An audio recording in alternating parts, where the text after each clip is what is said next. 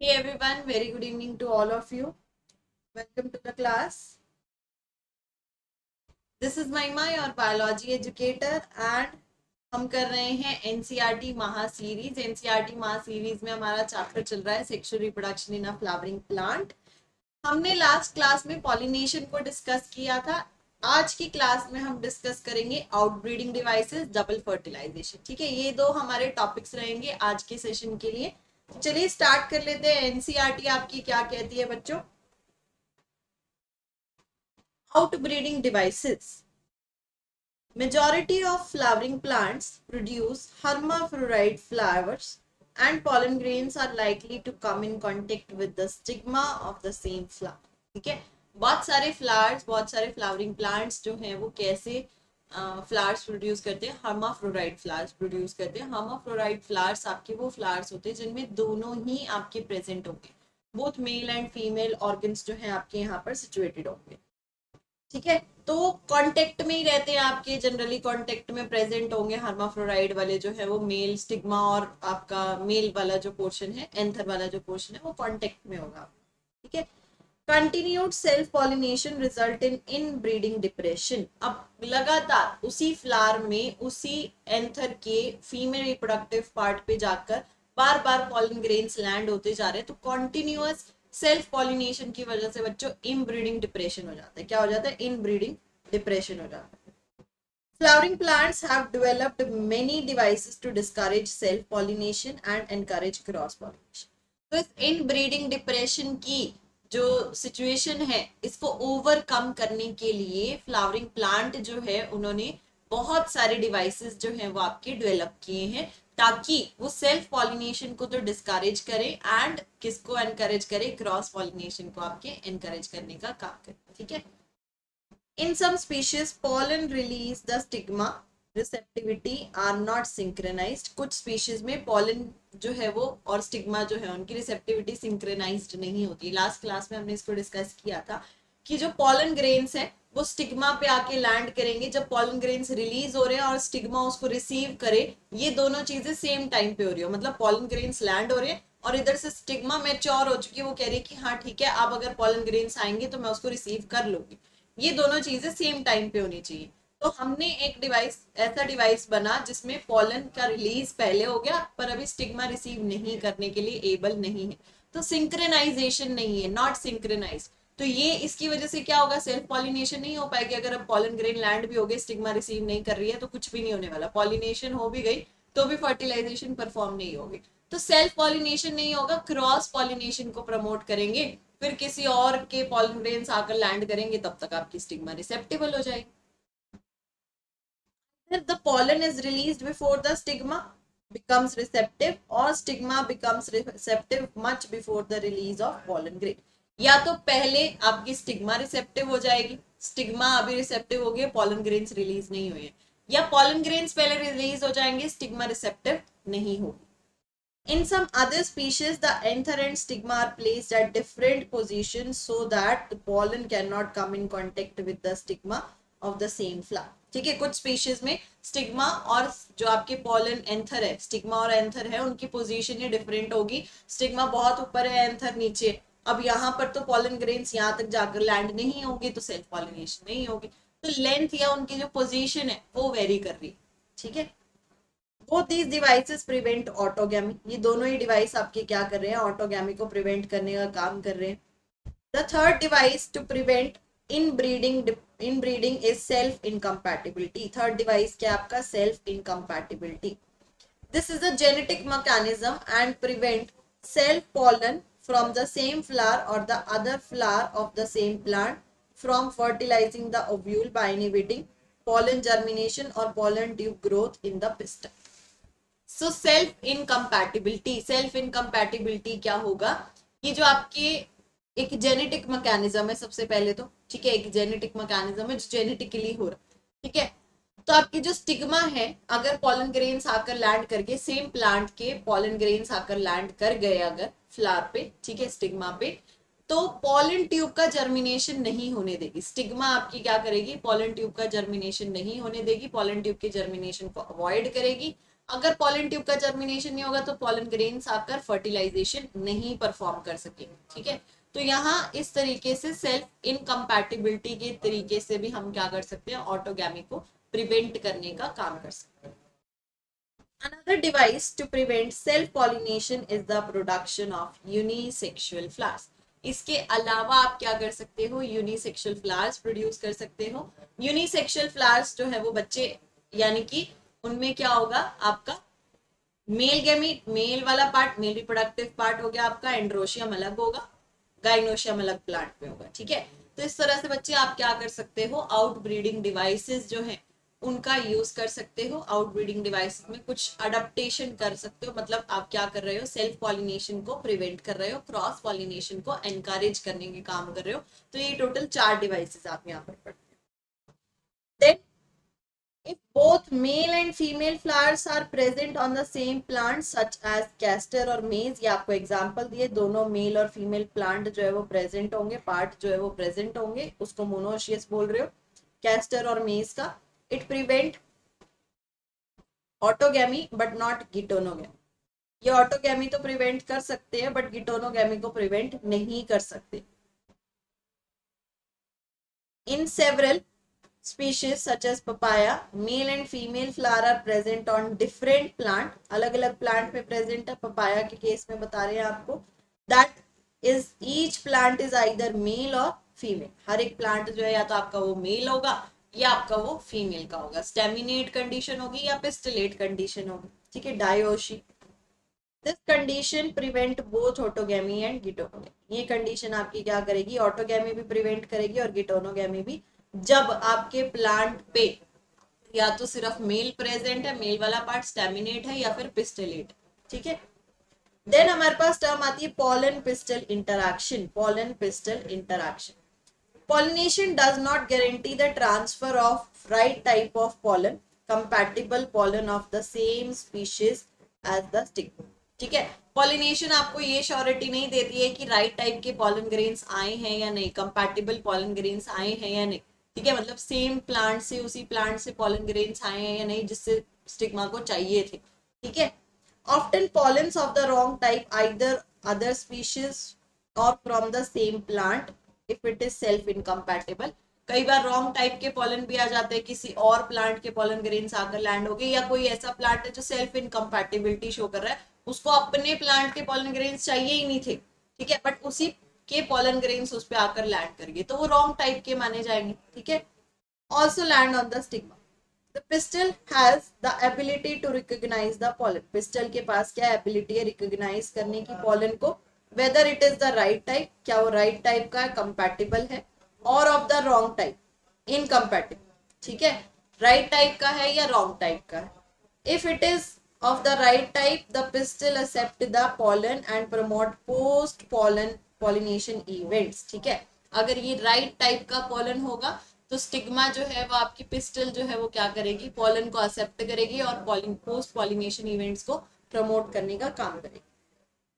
ये आपको pollen tube का दिखाया हुआ है, ठीक है, आपको ये पूरा दिखाया प्रोसेस जो है वो मैकेनिज्म। फिगर ए आपको क्या दिखा रहे हैं कि pollen grain germinating on stigma, ये स्टिग्मा पे पॉलन ग्रेन्स जो है ये आपके जर्मिनेट कर रहे हैं। फिगर बी आपको क्या इंडिकेट कर रही है, pollen tube growing through the style, style के थ्रू आपका ये ग्रो कर रही है पॉलन ट्यूब। फिगर सी आपको दिखा रही है कि ये एलएस ऑफ पिस्टल है showing path of pollen tube grow. ये डायग्राम बनाने को आ जाता है, ये आपको करना है, लॉन्गिट्यूडनल सेक्शन के बारे में आपको मेंशन किया। फिगर डी आपको क्या इंडिकेट कर रही है, enlarged view of an egg apparatus showing entry of pollen tube into the synergids. Egg apparatus का लार्ज व्यू दिखाया जिससे आपकी पॉलन ट्यूब की एंट्री हो रही है, ये पॉलन ट्यूब की एंट्री दिखा रखी है और पॉलन ट्यूब के पास क्या है, मेल गेमीट्स, ठीक है। एंड फिगर ई क्या डिनोट कर रही है आपको, discharge of male gamete into synergids and the movement of the sperm one into the egg and other into the central cell, ठीक है। ये अब आपके पॉलन जो है वो रिलीज हो गए, मेल गेमीट जो है वो रिलीज हो गए। एक आपका किसके पास गया, एग सेल के साथ जाकर फ्यूज कर रहा है, और दूसरा आपका क्या कर रहा है, पॉलन न्यूक्लियाई के साथ जाकर फ्यूज कर रहा है। देन अच्छा, post pollination event that lead to fertilisation, ये उसी लाइन को कंटिन्यू किया गया। If the pollen is of the wrong type, अगर wrong type का है, the pistil reject the pollen by preventing pollen germination on the stigma.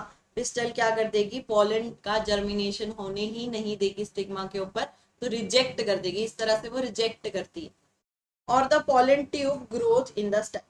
The ability of the pistil to recognize the pollen followed by its acceptance or rejection is the result of a continuous dialogue between pollen grain and the pistil. ये जो ability है pistol की pollen को recognise करने की, pollen को recognise कर लिया उसके बाद उसको या तो एक्सेप्ट करेगी या उसको क्या करेगी, रिजेक्ट करने का काम करेगी. ये दोनों काम जो है ये आपकी पिस्टल कर रही है. ठीक है. This dialogue is mediated by a chemical component. अब ये जो प्रोसेस हो रहा है ये आपका किसके थ्रू हो रहा है, केमिकल कंपोनेंट की वजह से हो रहा है, of pollen interacting with those of the pistil. It is only in recent year that the botanists have been able to identify some of the pollen and pistil component and the interaction leading to recognize. ठीक है, ये एक chemical component की वजह से हो रहा है. ये सारा मैकेनिज्म ये आज के टाइम में रिसेंट ईयर में ही पता चला, मतलब अब तो इसको काफी टाइम हो गया एनसीईआरटी को पब्लिश हुए, उस टाइम पे बताया था कि रिसेंट ईयर में ही आपका ये पता चला है कि जो बॉटनिस्ट है उन्होंने बताया कि ये एक इंटरेक्शन और उनका रिकॉग्निशन जो है वो बॉटनिस्ट ने आपको बताया कि ये किस तरह से होता है. फॉलोड बाय द एक्सेप्टेंस और रिजेक्शन, ये भी बताया. As mentioned earlier, following compatible pollination of the pollen grain germinates on the stigma to produce pollen tube through one of the germ. ठीक है. Now अब आपका वो क्या कह रहा है कि ये जो पॉलन ट्यूब निकल कर आ रही है, पॉलन ट्यूब अराइज कर रही है, कहाँ से निकल के आएगी, आपके जर्म पोर से निकल के आएगी, क्योंकि आपने पढ़ा साइड में सराउंडिंग में क्या है, आपके एक्साइन है. तो एक्साइन से तो वो निकल ही नहीं सकता क्योंकि वो हार्ड सब्सटेंस है. तो जहां पे एक्साइन एब्सेंट है, जर्म पोर है, वहां से आपकी पॉलन ट्यूब अराइज कर रही है. और जो केमिकल कंपोनेंट की बात हो रही है वो भी आपको पता है शुगरी सब्सटेंस होता है. ठीक है. The components, the contents of the pollen grains move into the pollen tube. ठीक है, कंटेंट जो है वो मूव कर जाएंगे पॉलन ट्यूब में. Pollen tube grow through the tissue of the stigma and style and reaches the ovary. Pollen tube जो है वो स्टिग्मा से स्टाइल से होती हुई फाइनली ओवरी तक पहुंचेगी. You would recall that in some plants, pollen grains are shed at two celled condition, vegetative cell and generative cell. दो सेल स्टेज पे रिलीज होते थे, वेजिटेटिव और generative cell. In such plants, the generative cell divide to form the two male gamete during the growth of pollen tube in the stigma. जब pollen tube का growth हो रहा है उसी टाइम पे जो आपका जनरेटिव सेल है वो डिवाइड कर जाता है और टू मेल गेमेट का फॉर्मेशन कर देता है. In plant which shed pollen in the three celled condition, pollen tube carry the two male gamete from the beginning. जो पहले से ही थ्री सेल्ड कंडीशन पे रिलीज हो रहे हैं वो आपका पहले से ही पॉलन ट्यूब के साथ साथ और क्या लेकर चल रहे हो, टू मेल गेमेट्स को कैरी करके चल रहे. Pollen tube after reaching the ovary enter the ovule through the micropyle and enter one of the synergid through the filiform apparatus. तो पॉलन जब पहुंच गए, पॉलन ट्यूब पहुंच गई, अब आपका one of the male gamete जो है वो आपका एंटर करेगा. माइक्रोपाइल एंड की तरफ से आपके पॉलन ट्यूब की एंट्री हुई थी, एक उनमें से मेल गेमेट जो है वो आपका साइनर्जिड के साथ एंटर करेगा, साइनर्जिड की तरफ से. और एक साइनर्जिड में भी कैसे एंटर कर रहा है, साइनर्जिड से होता हुआ आपका फिलीफॉर्म के थ्रू एंटर कर पा रहा है. और जो दूसरा है वो आपका पॉलन न्यूक्लियाई के पास जाएगा. Many recent studies have shown that filiform apparatus present at the micropylar end of the synergid guide the entry of pollen tube. आपकी recent studies आपको explain कर रही हैं कि जो pollen tube की entry को guide करने के लिए कौन responsible, आपका filiform apparatus responsible. All these events from pollen deposition on the stigma until pollen tube enter the ovule are together referred to as pollen pistil interaction. ठीक है, are together refer to as pollen pistil interaction. ये जितने भी events आपके deposition से लेके कहाँ तक, आपके पॉलन ट्यूब जर्मिनेशन तक, एंट्री तक, this is known as pollen pistil interaction. As pointed out earlier, pollen pistil interaction is a dynamic process involving pollen recognition followed by promotion or inhibition of pollen. पहले recognise करेंगे, फिर promotion करेंगे या inhibition करेंगे. ठीक है, pollen का. The knowledge gained in this area would help the plant breeder in manipulating pollen pistil interaction even in incompatible pollination to get desired hybrid. ठीक है, जो ये आपकी पॉलन नॉलेज है, अगर वो किसी भी प्लांट ब्रीडर को पता है, उनको पता है, तो उनको बहुत अच्छे से हेल्प करेगी उसको मैन्युपुलेट, प्लांट को इसकी इंटरेक्शन को मैन्युपुलेट करने में बहुत अच्छे से हेल्प करेगी, ठीक है, और डिजायर्ड हाइब्रिड प्रोड्यूस करने में हेल्प करेगी. You can easily study pollen germination by dusting some pollen from flowers such as pea, chicken pea, Crotalaria, Balsam vinica on a glass slide containing a drop of sugar solution about 10%. ठीक है, आप क्या करो, एक glass slide लो, उस पे pollens को dust करो और शुगर सॉल्यूशन ऐड कर दो around 10%. After about 15 to 30 minutes, observe the slide under low power lens of the microscope. Microscope के अंडर आप रख कर देखो. You are likely to see pollen tube coming out of the pollen grain. आप देखोगे कि pollen grain से pollen tube जो है वो germinate कर रही है. As you shall learn in the chapter on the plant breeding, class 9th में चैप्टर 9th आप पढ़ोगे, चैप्टर 9th बट अब आपके सिलेबस में नहीं है आई थिंक, ठीक है, प्लांट ब्रीडिंग वाला. A breeder is interested in crossing different species and often genera to combine desirable character to produce commercially superior varieties. ठीक है, आप क्या कर रहे हो, क्रॉस कर रहे हो, आपकी अलग अलग वेराइटीज को एक साथ मिक्स कर रहे हो और कुछ सुपीरियर वेराइटी जो है वो प्रोड्यूस कर रहे हो.